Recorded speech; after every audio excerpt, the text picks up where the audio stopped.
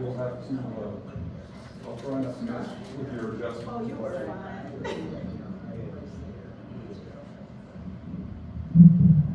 Good evening, everybody. I almost don't need this. Got a nice comfortable group here. Might have a few more drifting in, so we were kind of pushing our start time back to accommodate folks, but we do appreciate you being here. My name is Bill Locato. I'm the Marketing and Development Officer here at Eastern Shore Community College, and we are delighted to see you guys here tonight. We're going to talk to you again in a moment, but we're going to officially get this started. We'll have a few more remarks in a moment, but our good friend Jacqueline Faison Elmendorf is going to do something special for you to officially start our program this evening. Please make her welcome. Good evening, good evening. Good evening. How is everyone on this beautiful evening? We had a gorgeous day today. If everyone would just stand, we're going to sing, lift every voice and sing if you know it. Please sing along. We're just going to do the first stanza, if that's okay. Lift every voice and sing till earth and heaven ring, ring with the harmonies of liberty. Let our rejoicing rise high as the listening skies. Let it resound loud as the rolling sea. Sing a song full of the faith that the dark past has taught us. Sing a song, hope that the present has brought us, facing the rising sun of a new day begun. Let us march on till victory is won. Thank you. You guys did a great job.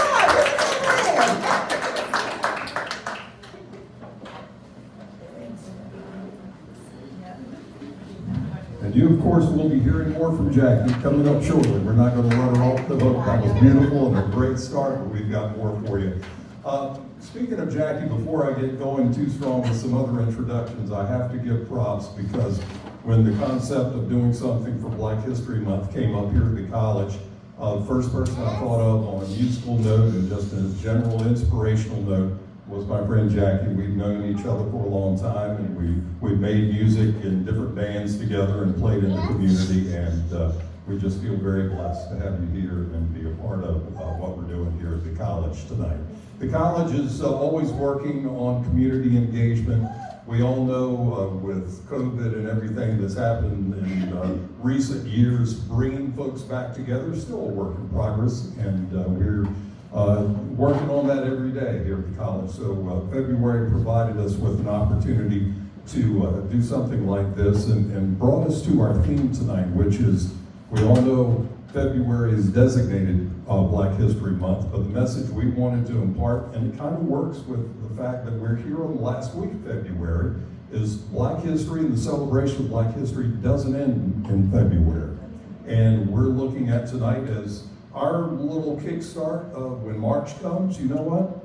Keeping our mind and our thoughts in that direction and carrying that through the calendar year and remembering what's important in our community and loving one another and being a tight-knit community like we are. So again, that's our theme, and I think to that end, in addition to Jackie's beautiful music tonight, we also have right here amongst us at ESCC a tremendous resource, and our good friend Bobby Harmon, who's going to have some words for us and a great insight into Black history locally, from where we've been, where we are, where we're going. I've had the honor of seeing Bobby speak in the community here at the college and work along with him side by side, and I always learn something when Bobby is speaking and sharing the things that he's learned, and really look forward to his thoughts tonight.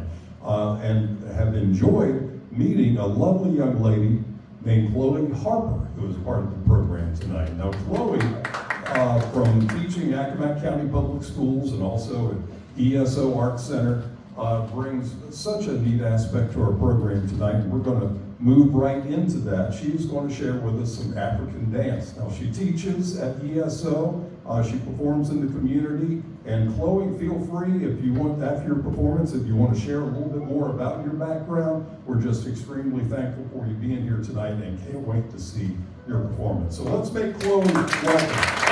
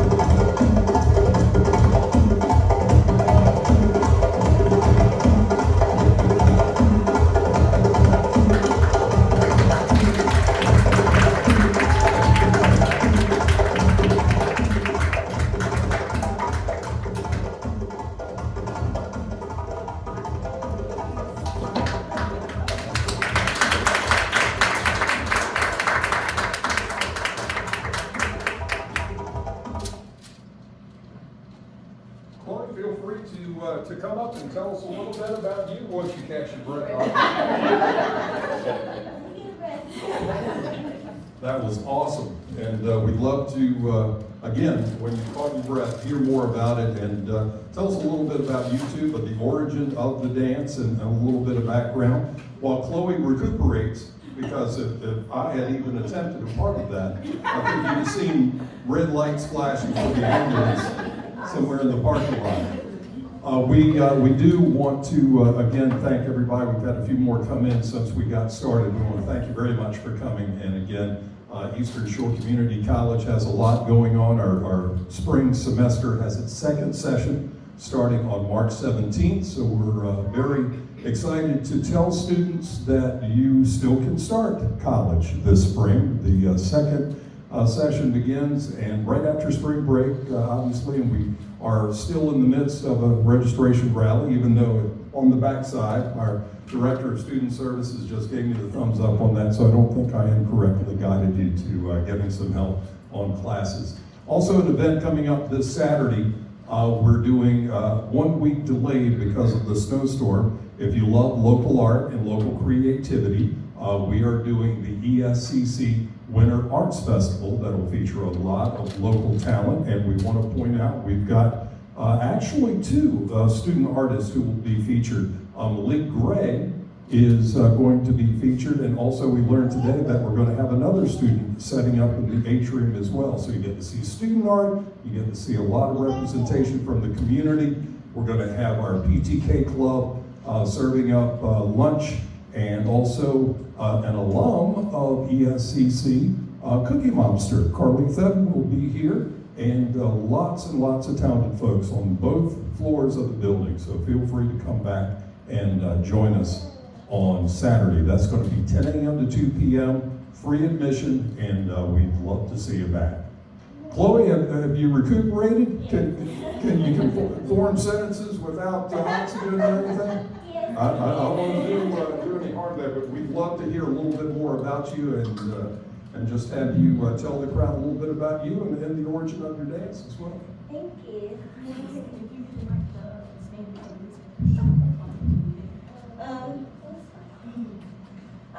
Good evening, everyone. I am Chloe Harper. Sorry, it is a lot to come off of me because I'm not gonna lie, I haven't done African in a minute, but it is a passion of mine. But I did want to give you just an idea of what African dance is and how it comes about. Sorry. Okay, so when it comes to African dance, it was a time of celebration when it comes to the movement in certain tribes. Certain tribes use it as a signification of representing the warriors getting ready to fight and going to war. So they will do very big body gestures. Some tribes use African dance in worship, bringing upon the ground, bringing upon cultivation. And so African dance is a culture that's not just a positive uplift, but also it instills the idea of sometimes we have to worry. Sometimes we have to consider what could be happening in our tribe. But dance is a way of expressing those feelings without speaking. And so I admire African dance due to the way of expression without having to say anything. And a lot of the movement that I did was a combination of what I was taught when I was younger. Also, from just watching other African dance groups perform. A lot of the movement that I did was more so free feeling, excitement, and just enjoying the idea that I am living, I am here, and this earth is nothing without my worship. And that's the way of African expression.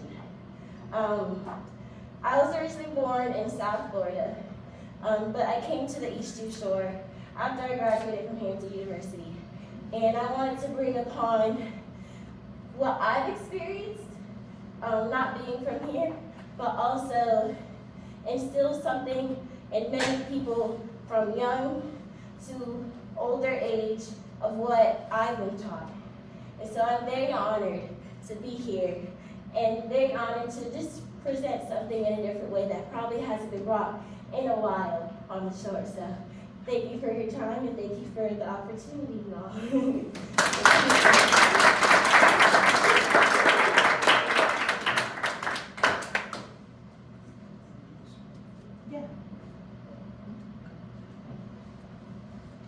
I promised you she'd be back. Let's hear it once again for Jacqueline Faison Elmendorf and Hopefully her piano player will not cause her any grief. Oh, he's gonna be awesome. So are you enjoying yourselves? Yes. Okay. I'm excited, y'all. I'm sorry. When he asked me, I'm like, okay. And so we asked Miss Chloe, and I was just excited when she could actually accept the invitation. And so just to see her out here and doing her thing, and it just excites me. So thank you. Okay.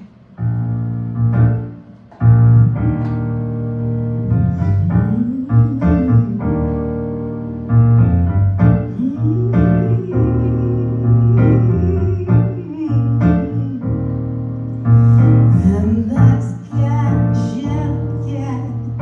then that's not choice. So the Bible says that it still is news. Your mama may have, and your papa may have, but God bless the child that's got his own. That's got his own. Yes, the strong get some more, while the weak ones fade. Empty pocket stones, ever made that grain. Your mama may have, and your papa may have, but God bless the child that's got his own. Got his own. Yeah.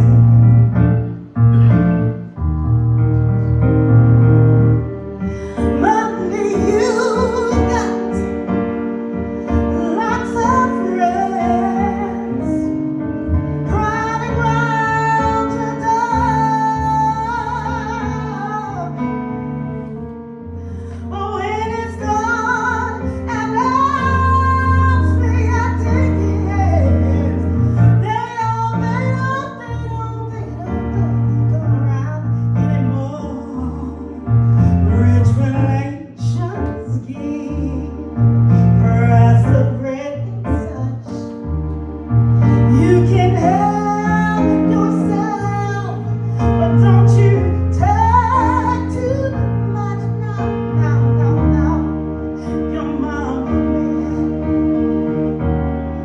and your papa may have, but God bless the child that's got his own. That's got his own.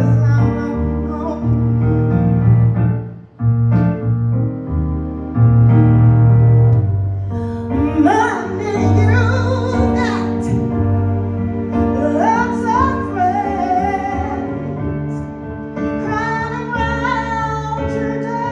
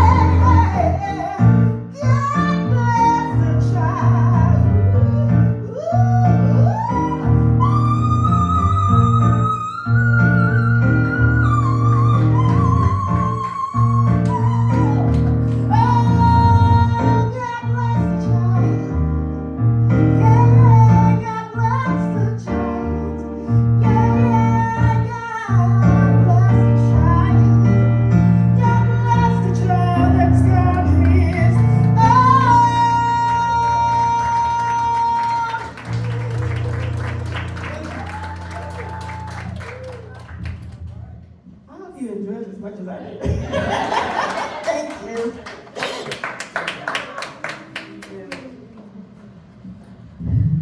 Boy, that's, to be able to do that and have her do what she just did was a thrill for any musician to work with the caliber of talent. So I thank Jackie for letting me hang out in her space.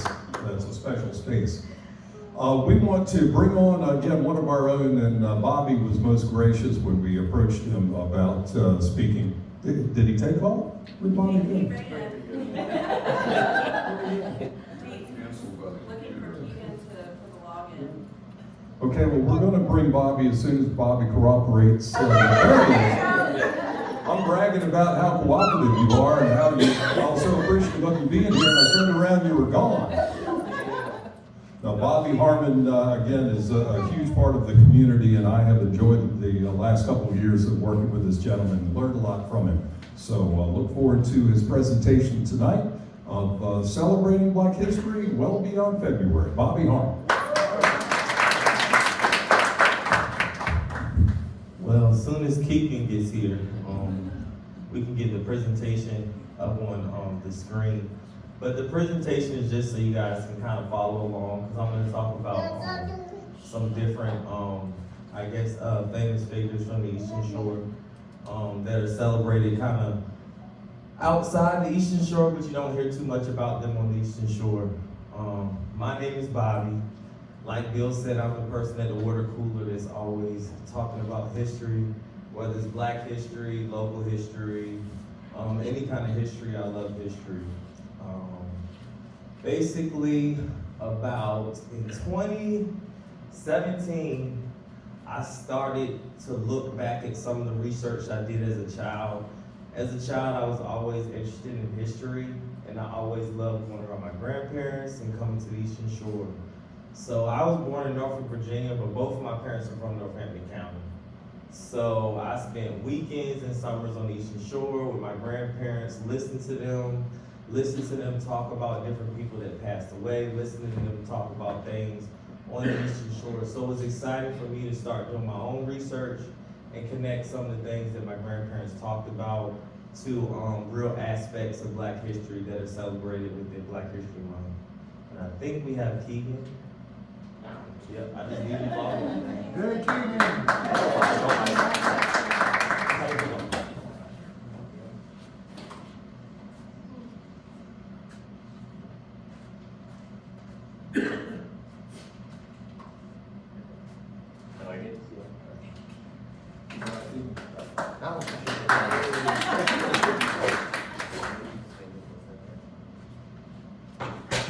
All right, so, Black history and me. So basically, about 2017, I started coming back to the Eastern Shore. That's me speaking at the Boys and Girls Club about Black history. At one point, George Latimer, which was the husband of Frances Bivens Latimer, he donated all of her research to the Eastern Shore Public Library. So this happened around her death after 2011. But at some point, I came back to the Eastern Shore and I started putting my eyes on some of the things that he donated. Right there's a newspaper article where I helped to identify some of the objects that her husband donated. That kind of made me want to live on the Eastern Shore. So before 2018, I did not move to the Eastern Shore. Black history is in fact what brought me to the Eastern Shore, work on the Eastern Shore.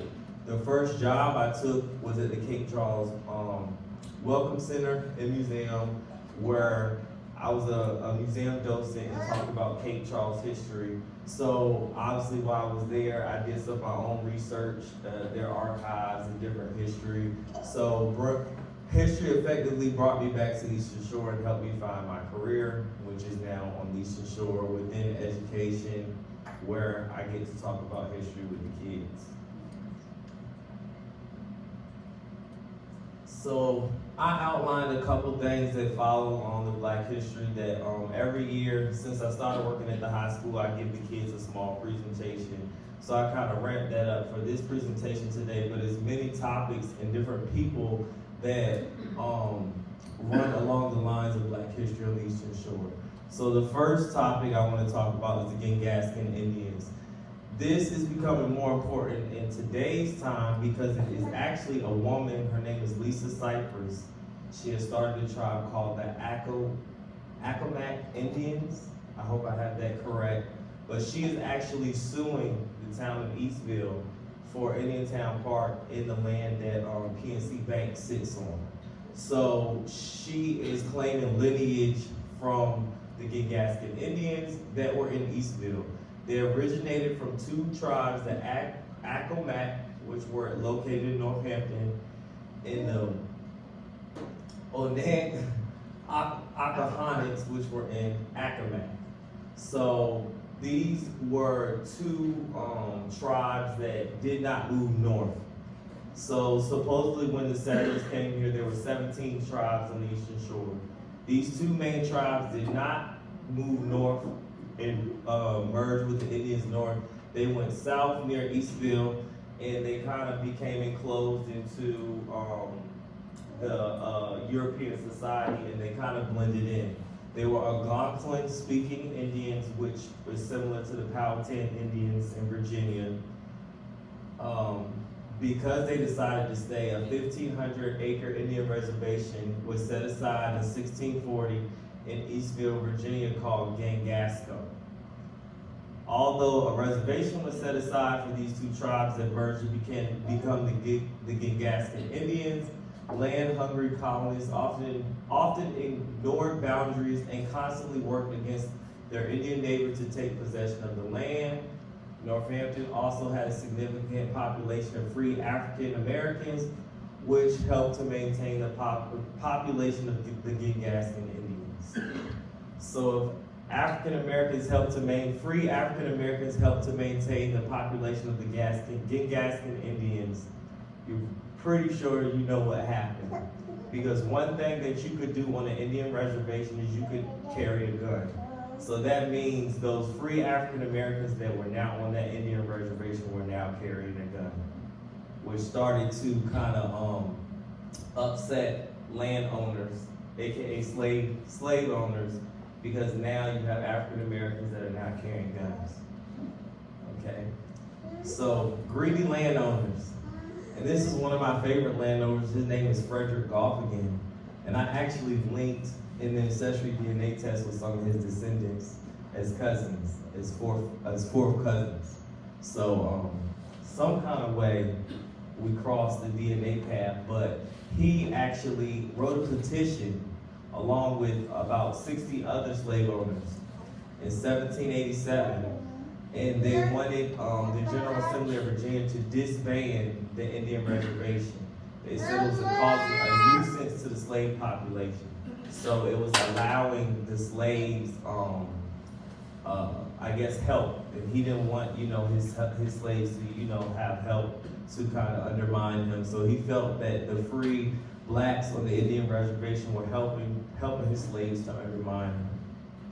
So in 1813, Virginia discontinued the recognition of the Gangaskin Indians and divided the acreage amongst the residents because there were too many free African Americans mistakenly thought to be mischievous by nature that lived amongst the Indians. So basically the reservation was disbanded because of race mixing. They felt that the blacks had mixed in with the Gangaskin Indians and they were no longer true Indians. The Gangaskins became culturally African American, and it is in those names like Press and West and others where what's left of the Gangaskin Indians, their native features washed out by time, but can be found in the oral traditions in the blood that runs through the heart of the African American community on the Eastern Shore. Yeah. So what you want to take from that is there's two groups of people that were disenfranchised on the Eastern Shore. So the colonists, they didn't like the Indians and they didn't like the free African Americans. So those two groups came together and they formed and became one group. So John S. Trower. So I featured John S. Trower as my first one because John S. Trower was born a free African American in 1849 near Eastville, near Indiantown, formerly Gangasco. So he was actually from Gangasco. The lives of free blacks were very difficult. They were often mixed with white, Native American, and African American descent. So that's one thing that they talk about in my family, that we were tri-racial people. So we come from the white settlers that came here, the Native people that were here, and the African Americans that they brought in. And that's true for a lot of the free African Americans that were in Northampton even before the Civil War. His parents were farmers and often taken advantage of by landowners. So he even gives personal accounts of how free blacks were taken advantage of around the Indian reservation. But at 21, with no formal education, he presented his mother with the deed to their farm and left for Baltimore. In Baltimore, he opened a restaurant. He became businessman, restaurateur, and the founder of a school. But the most important thing is by 1900, he was reputed as the most successful and richest black man in America. So the most successful and richest black man in America was born in Eastville in 1849. So next, we got Grace Wright Fitchett. So born 1849, she was a slave of the Goffigan family. So there goes Frederick Goffigan again. He actually owned Grace Wright Fitchett. So the interesting thing about her, she lived over 100 years old. So I believe when she died, she was around 114. And they featured her in the newspaper. That's where that picture came from. So she understood the importance of reading and writing. Her job every day was to carry the Goffigan children to school. And within Frances Bivens' notes, she wrote that when she carried those kids to school, she sat in the window and she paid attention to their lessons, and she took those lessons home and taught herself how to read and write. Not only did she stop there, she taught her descendants the value of education. I believe her son became a justice of the peace, but the most important descendant is she's the grandmother of Mary Donham Smith. So we're going to talk about her later on, but many people within her family became teachers, some of them became carpenters, but because she enforced the value of education in her children early, many of her descendants became teachers and basically leaders of the community on the Eastern Shore. So next is Alexander Andrews Bacon. He was born a slave in 1837 near Eastville, owned by William A. Andrews. He's very important because he's a Civil War veteran, and we actually have a picture of him. So he was a founding member of Union Baptist Church, and that's where those pictures came from. His wife actually donated the pictures to Union Baptist Church. She's featured in Running the Blockade, a book that was published by Frances Bivens. She actually was a slave for the Fisher family, and so when the Confederate soldiers the Union soldiers were coming in because some people were Confederate loyalists on the Eastern Shore. She worked for Confederate loyalists. So her husband fought on the Union side, but she helped her Confederate loyal family where she gathered up their children and she helped the children get across the bay to Richmond on a little paddle boat. So after the war, she kind of received, his wife received recognition as well. And so you'll see later on where that recognition kind of took them and what family they are connected to as well. But his brother, his father, 3 of his paternal uncles, and his paternal grandfather were all Civil War veterans on the Eastern Shore. So Frances Bivens started researching him because not only him, but it's like 3 generations of them, they all decided to fight, on the Union side. So then we have Peter Jacob Carter. He also fought in the Civil War as well. His master did not want him to fight. His master was a Confederate loyalist. So he ran away and joined the Union forces. And following the war, he attended Hampton Institute. Hampton Institute later became what we know as Hampton University. But in 1871, he was elected to the Virginia House of Delegates as a black Republican representing Northampton County until 1878. The interesting thing about him is he introduced bills concerning taxes and oysters. So he went to Richmond to introduce bills that concerned his constituents on the Eastern Shore. And as he got support from the Eastern Shore by focusing on things that everybody can relate to on the Eastern Shore, he even squeezed in some issues for African Americans, such as he introduced bills such as improving care for the disabled and elderly African Americans, inclusions on juries, and abolishing the whipping post as a punishment. So yes, the whipping post was still a punishment in 1871 on the Eastern Shore. But the interesting thing about this was improving the care of disabled and elderly African Americans. So at the turn of slavery, you had many people that were disabled from slavery, that were elderly and couldn't do much. So he began to think about that population that could not work and how they were gonna survive on the Eastern Shore. So the next person is Leonard Treherne. He was born free in 1857 in Bridgetown. He was a minister as well as a delegate for the 5th District of Virginia. He is known for fighting the Ku Klux Klan in Virginia. So as a young boy, he actually did his biography is the sketch of the life and work of Reverend L. Treherne by Leonard Treherne. But in his book, he talked about in Bridgetown how the African Americans in Bridgetown got together when he was a young boy, and they ran the Ku Klux Klan out of Bridgetown, and they never saw them on the Eastern Shore again. So watching that as a young boy, he became a delegate so that he could fight for African Americans all over Virginia to kind of rid Virginia of the Ku Klux Klan. But his grandfather was a church, Littleton Church. He was said to have the largest colored farm. He was the largest colored farmer in Accomack and Northampton County prior to the Civil War. So he was free because his mother was the daughter of Littleton Church, Elizabeth Church. She was a free woman. His father was a slave owned by Curtis Treherne. So because his mother was free, that's why he was born free, although his father was a slave. But yes, his biography that he published, a sketch of the life and work of Reverend L. Treherne, is very interesting because he references to the Ku Klux Klan being in Virginia on the Eastern Shore. And last but not least, he organized the Northampton Land Corporation, from which Treherneville grew.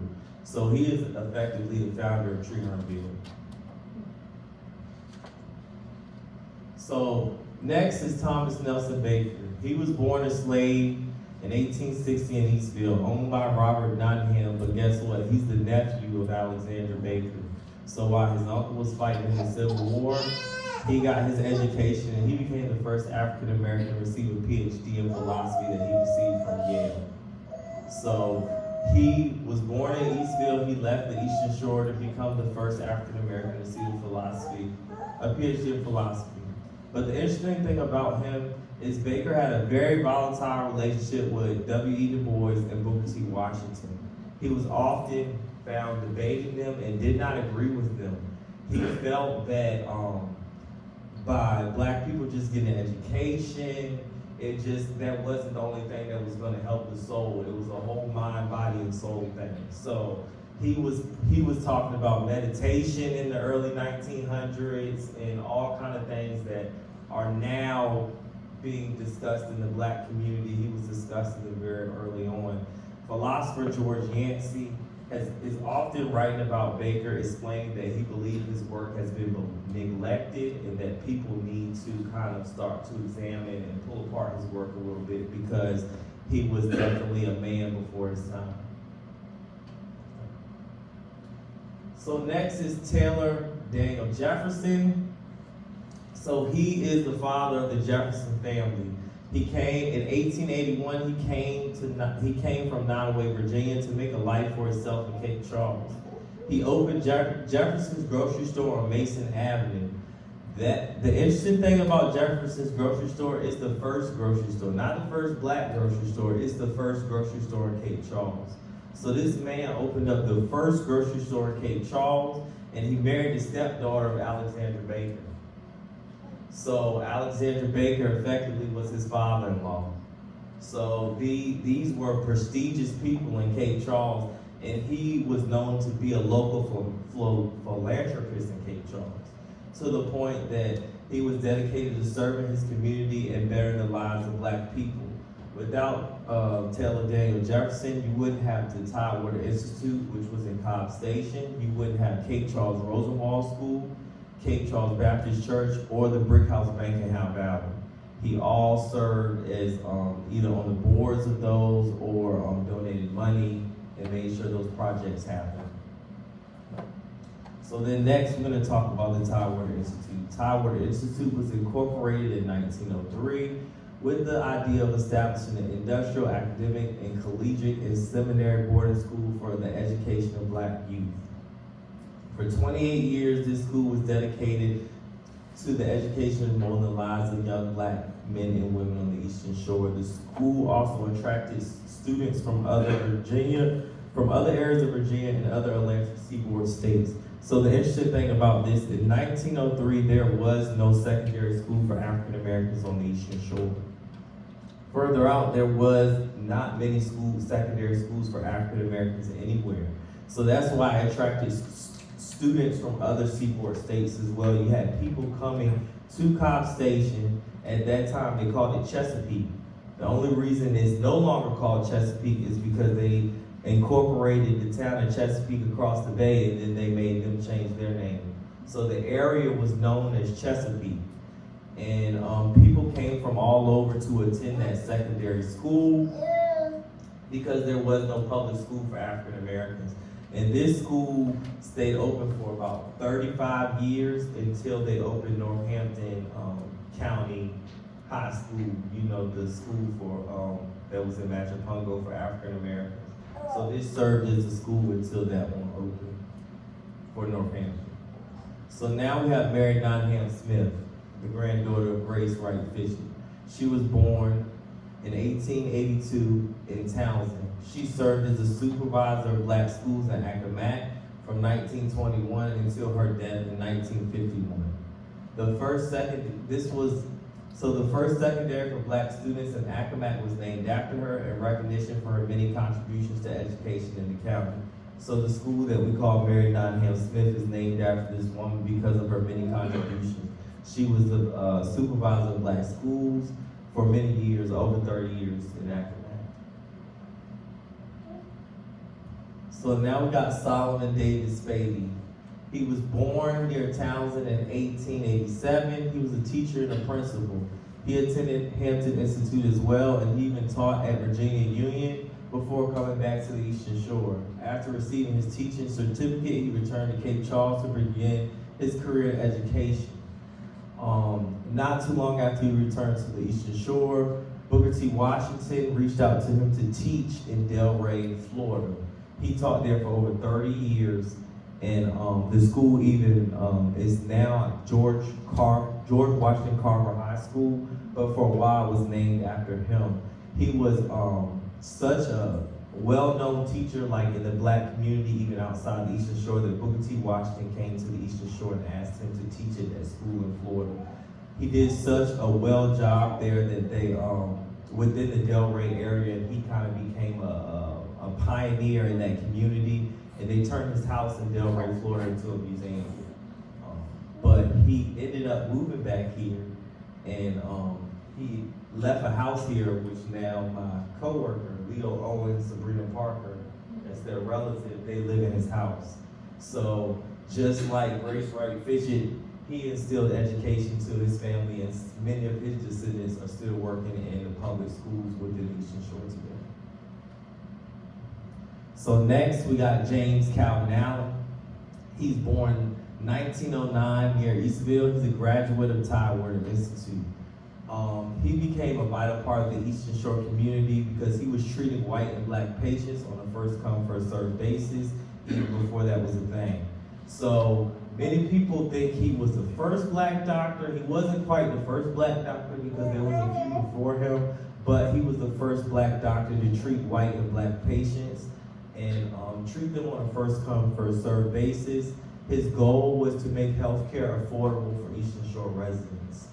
So he did that by educating his patients. It was very important that he educated his patients and they knew how to take the medication, when to take the medication, and things to stay away from to properly treat themselves. He often made house calls. He treated people at the county jail and health department and even delivered babies at the hospital.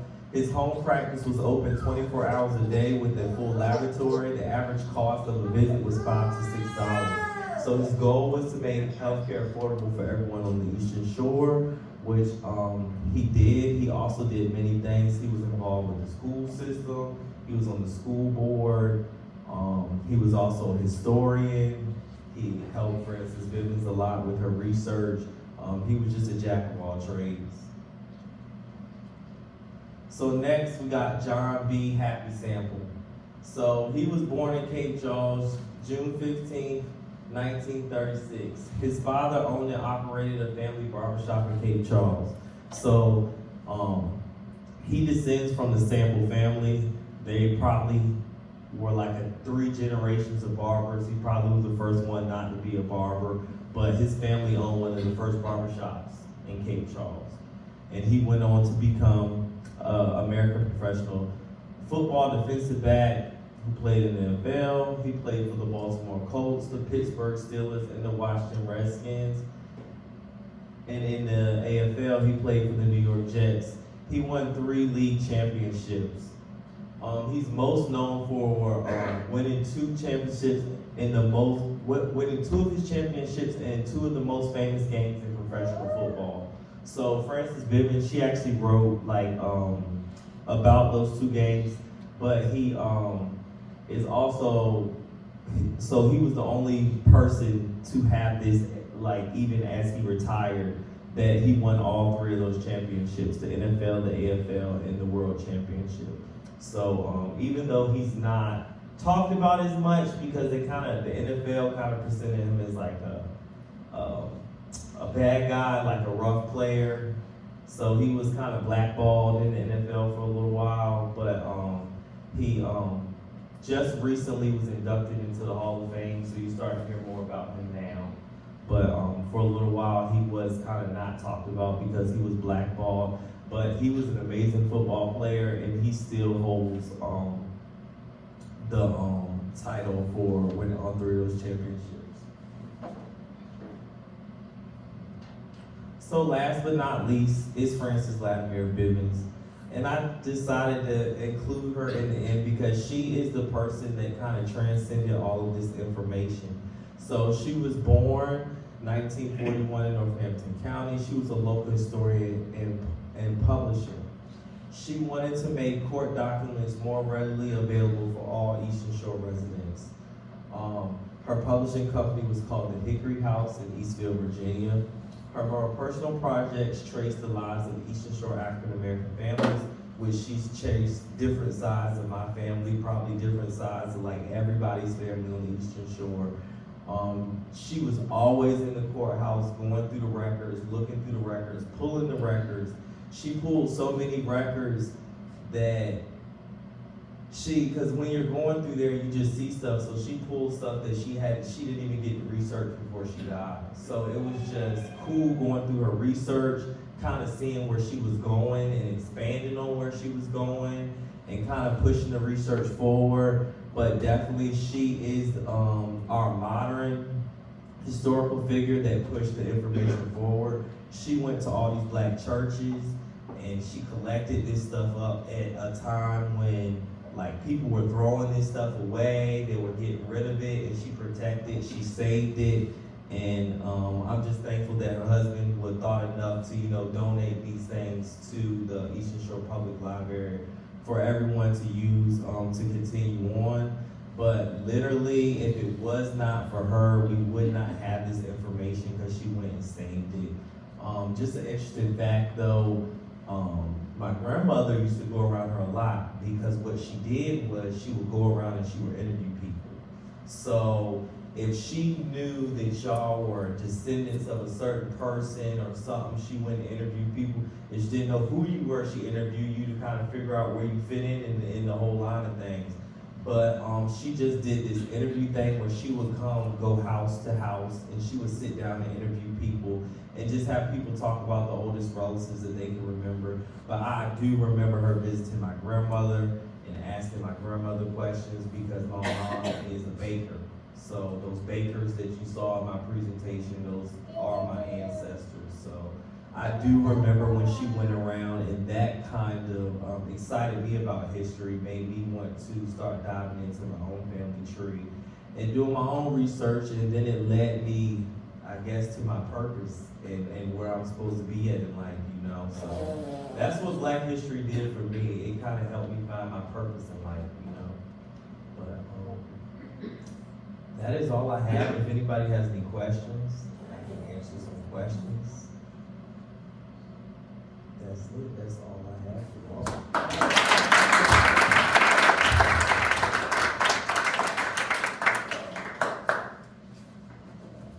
Thank you so much, Bobby. Never disappointing to hear you speak and all of the knowledge and neat twists and turns of our history that you bring to the conversation. We thank you very much. How would you guys like to see and experience Miss Chloe's dance one more time? I think Jackie's been back there negotiating. One more performance for her. Chloe, is she successful with the negotiations? You up for it? Awesome. Let's hear it for Chloe Harper, everybody.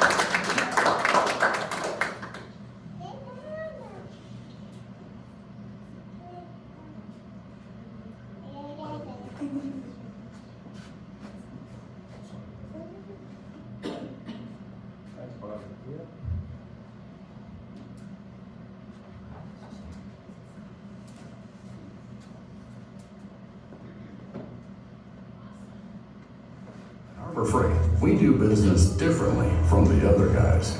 We design and test our own tools and sell them brand new. No middlemen. No folks in suits telling us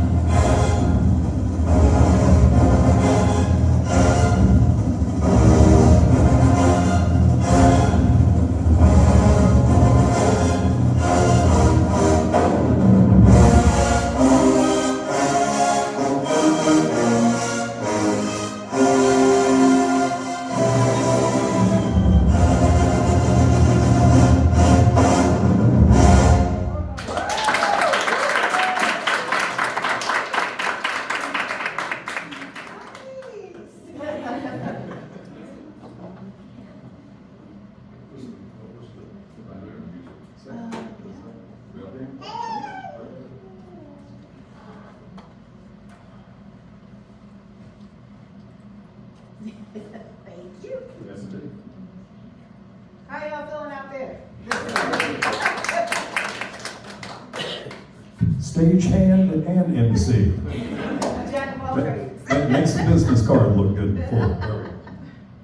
Once again, we thank you guys so much for being here. We appreciate you coming. I know it's kind of a tough time of the day after work to come to that intersection of, do I head home, kick back and relax, or do I go to the community college for this program? We're very, very happy that you made the choice you made. We appreciate very much you being here. Gerald, is that you back there? No, sir. Okay. I thought that was my friend Gerald. My eyesight is not what it used to be. I apologize. I called you out and didn't even have the right person. We're going to wrap things up with Jackie, who, again, we thank very much for being so instrumental in making this happen. And thank you for sharing your talents and allowing me to come along for the ride. We appreciate you.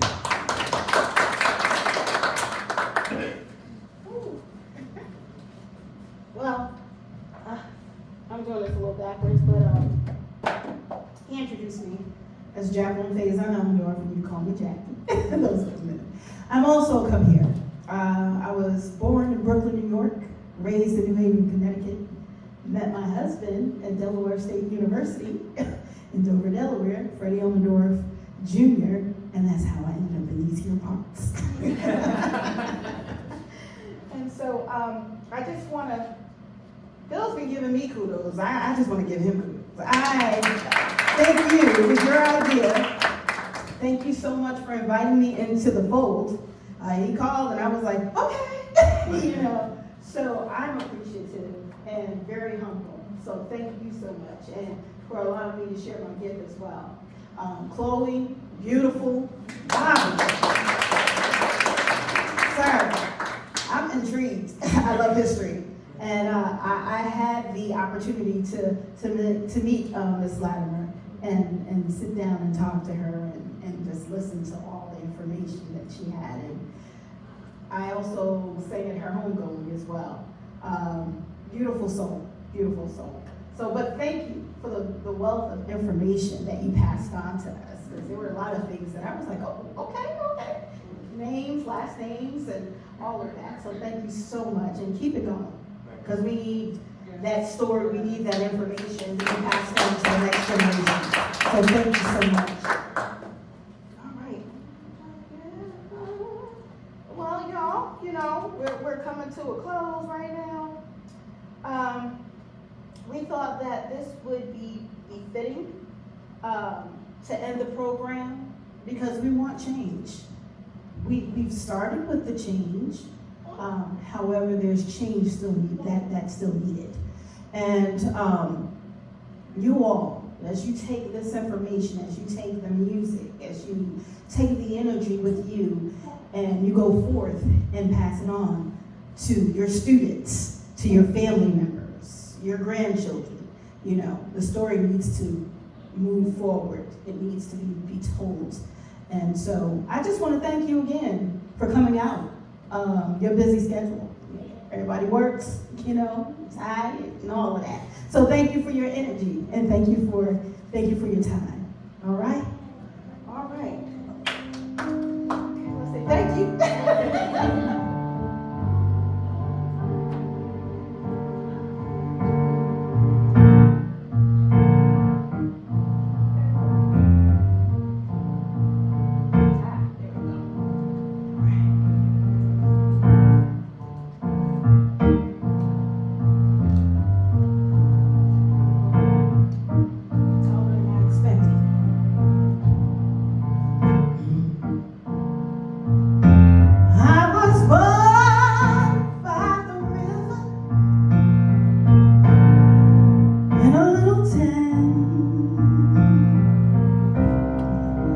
Just like the river, I've been running to ends. It's been a long time coming, but I know change gon' come. Oh, yes, it's been too hard living, but I'm afraid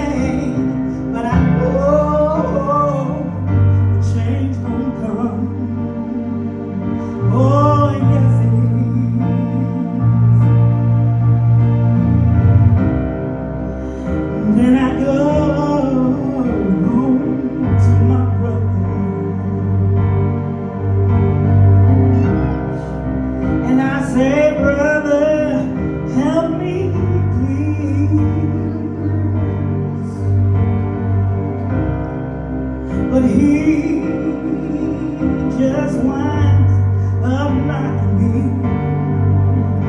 Oh, back down on my knees. Oh, there's been times that I thought I couldn't last for long.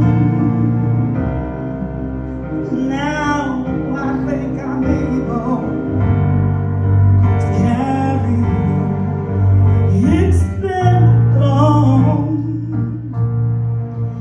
long time coming, but I know a change gon' come. Oh, yes it will. I go to the movies and I go downtown, and somebody keeps telling me, don't hang on. It's been a long time coming, but I know change gon' come. Oh, yes it will.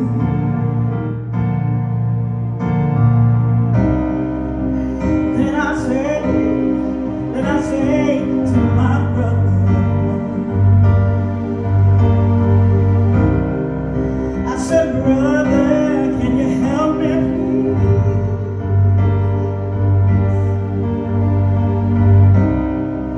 But he just winds up knocking me. Oh, back down on my knees. Oh, there's been times I thought I couldn't last for long, but now I think I'm able to carry on. It's been a long time coming. Oh, it's been a long time coming. Oh, it's been a long time coming. But I know a change is gonna come. Ooh, it's gonna come. Oh, it's been a long time coming. But I know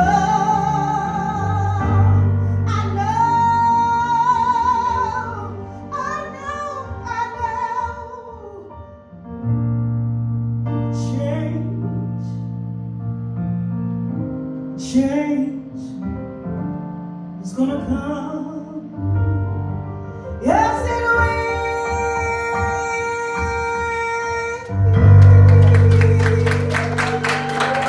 Thank you.